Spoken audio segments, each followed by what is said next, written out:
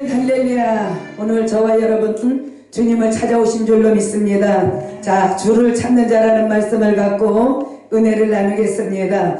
이 말씀은요, 다윗이 지은 것이에요. 그래서 다윗이 유다 광야에서 그가 정말 이렇게 압살롬의 다윗의 아들 압살롬의 반란을 피해가면서 그 피난길에 있었던 그런 일을 보여주는 것입니다.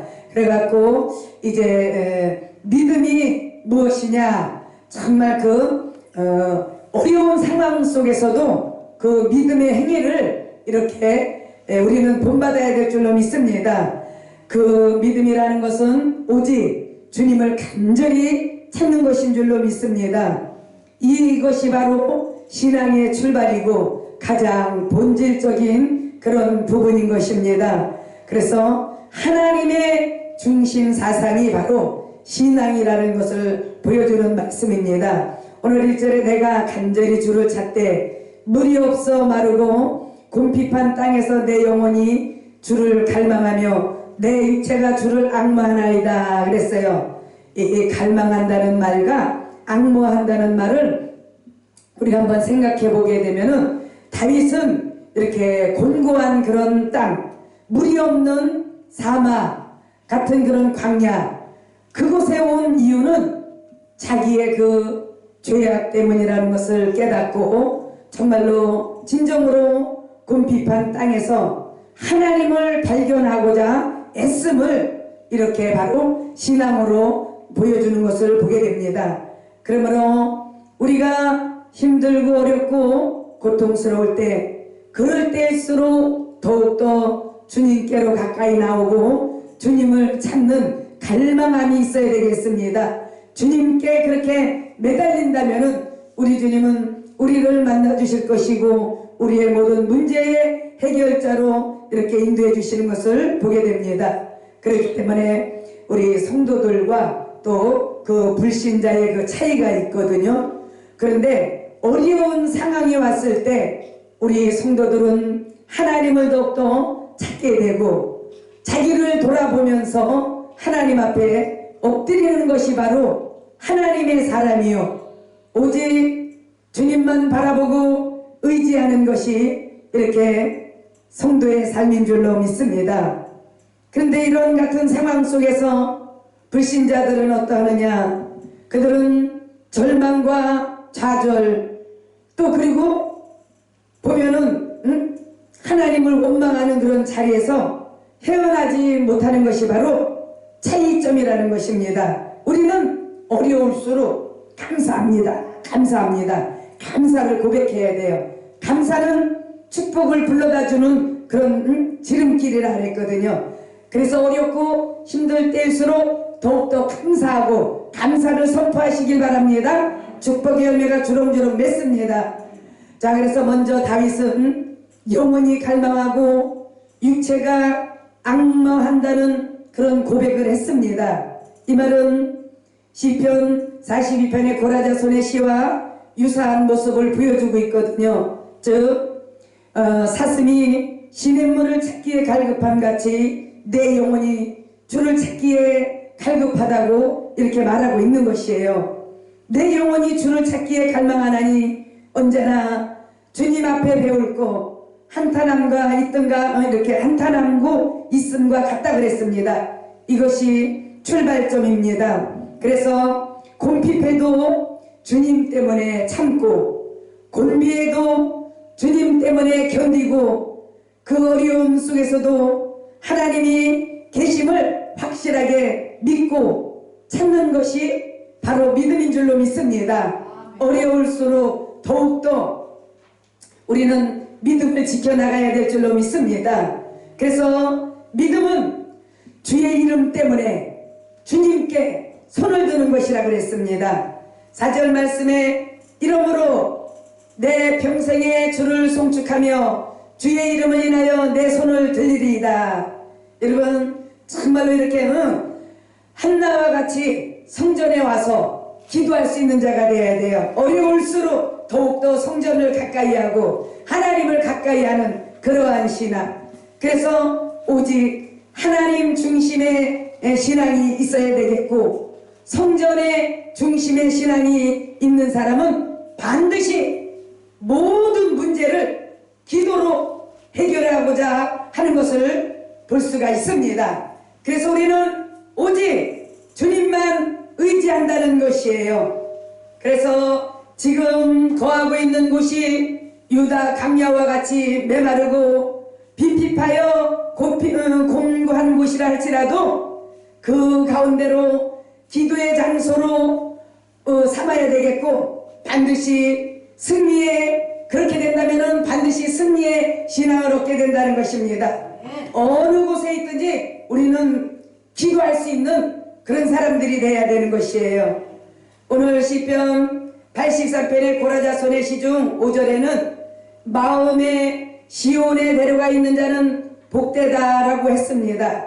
이러한 사람은요, 눈물 골짜기도 많은 기쁨이 샘이 되게 하고 그렇게 발전시킬 수 있다는 것을 말씀드리는 거예요. 그래서 기도에 정말 기도의 사람이 되어야 된다는 것입니다. 기도 외에는 이런 누가 나갈 수가 없다 그랬거든요. 그리고 빈핍하고 곤핍하여 무엇인가 해결할 수 있는 그런 능력 있는 사람이 없다고 할 때에도 우리는 해결할 수 있습니다. 곤핍하도 아주 빈핍해도 우리는 기도할 수 있는 사람들이에요. 그래서 기도라도 해야 되겠다는 아주 최소한의 도전을 가질 수 있는 그런 사람들이 될 수 있기를 바라겠습니다. 여기 사실은 해결할 수 있는 문제라도 기도하면은요 더 좋은 해결책을 발견할 수 있게 된다는 것입니다. 그래서 우리는 기도하고 또 기도하고 또 기도하고 그러면은 받고 또 받고 엄청 받고 할렐루야. 그냥 그래서 해결할 수 없을 때는 그냥 더 기도하는 거예요. 그러면 해결책이 나온다는 것입니다. 그래야지만이 이 기도의 맛을 알고 그냥 더 기도하자 할렐루야. 아주 뜨거운 기도의 맛을 아주 맛보게 될 줄로 믿습니다. 그렇게 되면은 아주 신앙의 깊이가 생겨진다는 것이에요. 그래서 주를 가까이 따르고자 함이 바로 믿음이라는 것입니다. 8절 말씀에 나의 영혼이 주를 가까이 따르니 주의 오른손이 나를 붙드시거니와, 주를 가까이 따른다는 말을 우리가 이렇게 생각해 보겠습니다. 정말 주님을 따르기를 회피한다면은 그것은 신앙이 아니에요. 오직 그냥 이론으로 탁상 공론일 뿐인 것입니다. 근데 우리는 더욱더 주님께로 가까이 해야 돼요. 주님을 따라야 돼요. 그래서 여기 계시록의 14장에 나오는 거 보면은 새 노래로 주를 부를 수 있는 자들은 누구일까요? 땅에서 구속함을 받은 자들인데 그들은 어린 양이 어디로 인도하는지 간에 따라가는 자라는 것입니다. 우리는 오직 주님이 있는 곳은 어디든지 따라가야 될 줄로 믿습니다. 오직 주님이 있는 곳에 따라갑시다. 따른다는 것은 인도자에게 의지와 감정과 지식을 모두 맡겨버린다는 거예요. 그래서 우리는 예수님에게, 오직 주님에게 우리의 모든 전폭을 맡기고 그냥 오직 예수, 아멘, 할렐루야, 예수 따라야 될 줄로 믿습니다. 그렇게 이제 또 인도자에 따라서 기뻐함과 또 암과 행함이 모두 결정되어야지니 어찌 이렇게 그런 게 쉽겠어요. 그러나 사람이 누구에게 매인다고 한다는 것은 정말 불편한 일이거든요. 그런데요, 우리는요 예수님에게 매어야 돼요. 아주 매여야 되는 것입니다. 그래서 신앙을 아직 모르는 자들은 이런 이유에서 주님을 따르는 것을 거부하고 주님을 따르지 않으려고 하거든요. 근데 예수님만 따르면 수지 맞아요. 예수님만 따르면 복 받아요. 오직 예수로 성령 충만하면 아주 거기에서 더할 나위는 없답니다. 그러나 이런 맡김이 얼마나 즐겁고 얼마나 편안한지 얼마나 좋은지 정말 아는 자들만 알아요. 그래서 주님을 따른다는 거 엄청난 큰 복이라는 것입니다. 이런 신앙 과정이 우리에게 넘쳐나시기를 주님의 이름으로 축복합니다. 그래서 우리는 늘 주님을 따르는 주님의 제자가 될 수 있기를 바랍니다. 또 성숙함에 이르는 신앙은 어떤 것일까요? 세 가지의 방법으로 한번 생각해 보겠습니다. 하나님을 향한 신앙의 모습, 즉 성수에서 주를 바라본다는 것이에요. 오늘 이 성전에서 예배드리고 주님을 의지하고 주님을 바라본다는 것, 이스라엘 백성으로서 중요한 것은 성전 중심의 신앙인 것입니다. 우리는 날마다 이렇게 성전 중심의 사람들이 되어야 돼요. 언제고 하나님이 계신 그런 성전을 향하여서 그 성전에서 하나님을 배우고자 하는 갈망하는 마음, 할렐루야. 그래서 오늘도 이렇게 이 성전에서 우리 아버지 하나님 앞에 예배드리고 천국잔치를 올려드리는 줄로 믿습니다. 우리 주님이 이전에 계십니다. 성전을 사모한다는 것은 성전에 계신 하나님을 사랑한다는 표현이에요. 그러니까 오늘 이렇게 하나님 앞에 나와서 예배드리는 거 하나님 사랑해요. 하나님 사랑하니까는 이 예배 성전에 와서 예배를 드리고 있잖아요. 그래서 요나가요 물고기 뱃속에서 감사의 기도를 드릴 때 그 요나서 2장 4절에 내가 주의 목전에서 쫓겨났지라도 다시 주의 성전을 바라보겠나이다. 주님도 그랬습니다. 성전을 사모하는 그런 열심이 그를 삼켰다고. 그래서 바벨론의 그 포로 생활 중에 이스라엘 백성이 그랬고 그 가운데 다니엘과 느헤미야, 에스라가 성전을 사모했다 그랬어요. 그러니까는 그 성소에서 주를 바라보고자 하는 그런 마음을 우리는 늘 빼앗기지 말아야 될 줄로 믿습니다. 하나님의 교회를 생각할 때마다 우리는 가슴이 벅차 올라와야 돼요. 성전에 들어오는 그런 아주 설레임의 그 마음을, 성전에 들어오는 것은 하나님을 만나러 나오는 것이기 때문에 설레임과 아주 그냥 그런 마음으로 와야 되지 않겠습니까? 그래서 고린도후서 10장 15절 말씀에 믿음이 점점 더해질수록 교회를 사랑하는 마음이 점점 위대해지기 바라는 그런 마음이라 했어요. 그래갖고 이 사도 바울을 닮아갈 수 있어야 된다는 것입니다. 교회를 늘 사모하는 것, 그것으로서 성숙한 믿음으로 나가게 된다는 것이에요. 또 그 세상을 향한 신앙의 모습, 그 간절히 주를 찬양하는 것이라고 그랬어요. 3절에 주의 인자가 나의 생명보다 큰 것이기에 입술로 찬양한다고 했습니다. 4절에 그러므로 내 평생에 주를 송축할 것이라 이렇게 말씀하셨어요. 5절에는 만족하게 하시오니 기쁜 입술로 찬양할 것이라고 이렇게 말씀했습니다. 이 찬양이라는 과정은 신앙에 정말로 대단하게 중요한 제목이라고 그랬습니다. 주를 찾는 것은 이 세상에서의 일이지만 주님을 찬양하는 것은 세상의 일로서 아주 끝나버리는 것이라고 그랬어요. 그래서 이 찬양은 하나님을 향하여 하는 것이지만 우리의 찬양이 세상에도 알려져야 돼요. 하나님의 영광이 그냥 세상에 퍼져나가야 되는 것입니다. 그래서 찬양의 그 진정한 이유가 있는데요.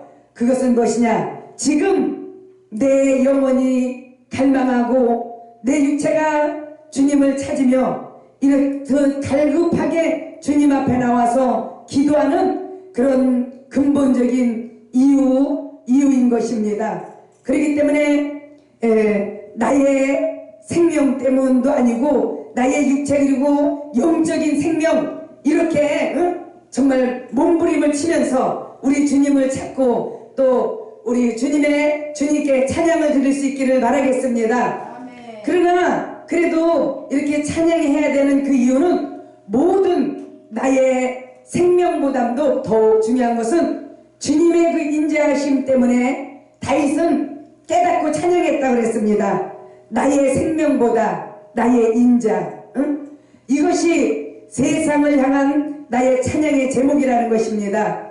비록 자기가 기도의 응답을 얻지 못해서 결국 유다 광야 땅에서 죽게 된다 하여도 주님의 그 인자하심을 분명히 알고 있기 때문에 다윗은 찬양할 것이라고 그렇게 고백하면서 배웠다고 그랬어요.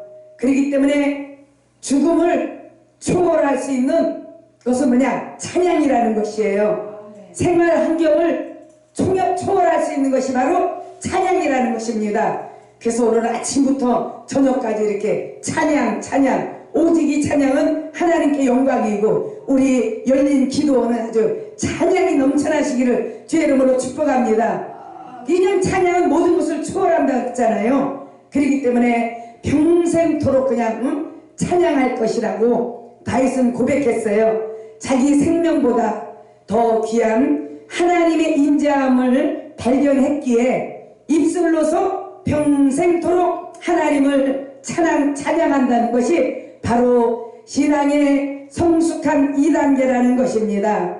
그렇기 때문에 자신과 가정을 향한 신앙의 모습 조용히 정말 우리도 한번 묵상해 볼 필요가 있어요. 6절에 내가 나의 침상에서 주를 기억하며 밤중에 주를 묵상할 때 하오리니, 이 묵상이 없다는 것은 정말 뒤죽박죽할 수밖에 없는 그런 삶이라는 거예요. 우리도 조용히 한번 우리를 돌아보면서 묵상하면서 하나님을 회생할 수 있기를 바라겠습니다. 그래서 이렇게 정말 체계적인 그런 신앙을 갖고 나가시기를 바라겠습니다. 6절 말씀에 나의 침상에서 그리고 밤중에 주님을 묵상할 거라고 그렇게 고백을 했습니다. 그렇기 때문에 이거 침상은 무엇을 가리킬까요? 그것은 개인적인 가장 은밀한 장소를 말하고 있는 것이죠. 즉 잠을 잘 수 있는 곳이라고 할 수 있지만 개인적으로서 혼자 이렇게 가장 비밀한 곳이지요. 나아가서는 누구의 방해도 받지 아니하고 물리칠 수 있는 곳이 바로 이렇게 침상이잖아요. 그러기에 이런 장소에서 주님을 묵상한다는 것은 나의 신앙의 반성과 또한 계획과 그리고 좋은 전환점이 된다는 것입니다. 그러므로 묵상이 없는 삶은 건조한 삶이라고 그랬어요. 내게 이루어주신 주님의 그 역사를 추억함으로 또 바로 신앙의 윤활유가 된다는 것입니다. 그래서 한 번 더 주님의 사랑을 체험할 수 있는 그런 역사가 나타날 수 있기를 주님의 이름으로 축복합니다. 또 신앙의 축복은요, 하나님을 체험한다는 것이에요. 사랑의 하나님을 만남은 엄청난 축복인 것입니다. 먼저 하나님은 생명보다 나은 인자를 주시는 그런 분이라는 것을 3절은 말씀하고 있어요. 하나님이 우리를 사랑하심이 얼마나 크고 놀랍고 아름다운지요. 그분의 사랑 한량 없습니다. 어떻게 말로다가 표현할 수도 없어요. 그래서 에가서 3장 20절에서 23절 보니까는요, 내 고초와 재난 곧 쑥과 담즙을 기억하고 낙심이 되오니 중심에 회상한즉 오히려 소망이 싸운즉 여호와의 자비와 긍휼이 무궁하심으로 우리가 진멸되지 아니하니이다. 이것이 아침마다 새로우니 주의 성실이 크도소이다. 이렇게 정말 아주 주일마다 새로운 은혜를 우리가 생각할 수가 있는 것입니다. 새로운 사랑의 하나님을 만날 수 있기를 주님의 이름으로 축복합니다. 아멘. 또 능력의 하나님을 만난다는 것은 우리에게 축복인 것입니다. 8절 말씀해 보니까는 나의 영혼이 주를 가까이 따르리니 주의 오른손이 나를 붙드시나이다 라고 말씀하셨어요. 7절에는 주는 나의 도움이십니다. 할렐루야. 우리 하나님은 우리의 피난처가 되어주시고 우리의 도움이 되어주시고 우리의 능력자가 되어주시는 줄로 믿습니다.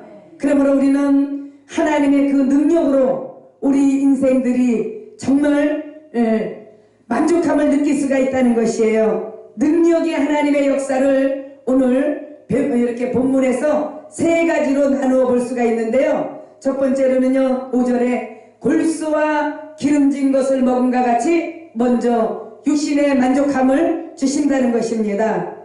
시편 104편 15절에 사람이 마음을 기쁘게 하는 포도주와 사람의 얼굴을 윤택하게 하는 기름과 사람의 마음을 힘있게 하는 양식을 주셨다고 노래했습니다. 우리가 정말로 이렇게 골수가 그냥 윤택해야 되겠고 기름진 것을 먹고 만족함을 얻고 얼굴에 기름기가 흘러야 돼요. 어떤 기름기? 은혜의 기름기, 축복의 기름기, 아주 빛의 기름기가 흘러쓰기를 바라겠습니다. 사도행전 17장 25절 말씀에는 만민에게 생명과 호흡과 만물을 친히 주시는 자라고 그렇게 설교하는 바울을 볼 수가 있습니다. 그래서 5절 말씀에 같은 원리로서 영혼을 만족시켜 주실 것이라. 할렐루야. 그래서 우리는 이 영혼이 충만해야 돼요. 영혼이 깨끗해야 돼요. 영혼이 그냥 강건해야 됩니다. 이 영혼에서 우리의 그냥 맑은 가락이 흘러넘쳐나서 마음껏 찬양해서 아버지 하나님 앞에 영광 올려드리고 우리도 그냥 기쁘고 감사하고 즐겁고 할렐루야. 하나님은요 우리의 영혼에 대하여 지극히 아주 큰 관심을 가지고 계신다고 그랬습니다. 그래서 우리가 하나님의 형상대로 지으신 바 되었기 때문에 지금 많이 그렇게 성실한 대로 살아가기에 그 형상이 회복시켜 주시려고 우리 영혼에 대한